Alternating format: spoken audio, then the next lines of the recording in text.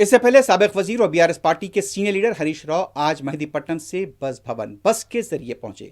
Police भी उनका पीछा करते रही, लेकिन वो बस में सवार हुए।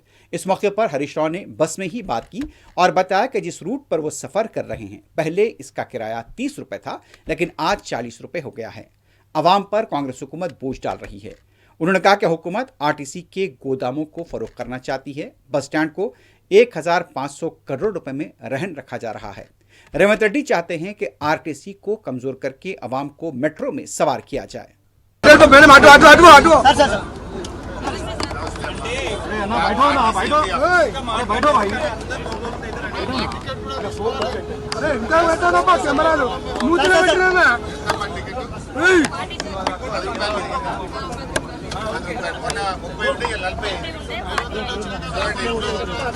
మెహదీపట్నం నుంచి ఆర్టీసీ ఎంటీ ఆఫీస్ నిన్నటి దాకా 30 రూపాయలు ఉండే, ఇప్పుడే కండక్టర్ అమ్మ టికెట్ ఇచ్చింది.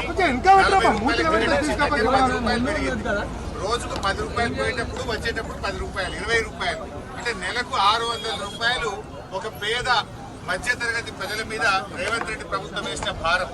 అంటే ఈ రోజు ఇది చాలా దుర్మార్గమైన భారం ప్రతి పేద మధ్యతరగతి ప్రజల మీద రేవంత్ రెడ్డి గారు వేశారు. కేసీఆర్ గారు ప్రభుత్వం ఉన్నప్పుడు సంవత్సరానికి 1500 కోట్లు ఇచ్చాం, 1500 కోట్లు ఇచ్చాం. ఈయన మహాలక్ష్మి అని చెప్పినాడు. కనీసం మహాలక్ష్మి డబ్బులు కూడా ఇవాళ రేవంత్ రెడ్డి గారు ఆర్టీసీకి ఇవ్వకపోవడం వల్ల పాపం ఈ కండక్టర్లకు డ్రైవర్లకు రావాల్సిన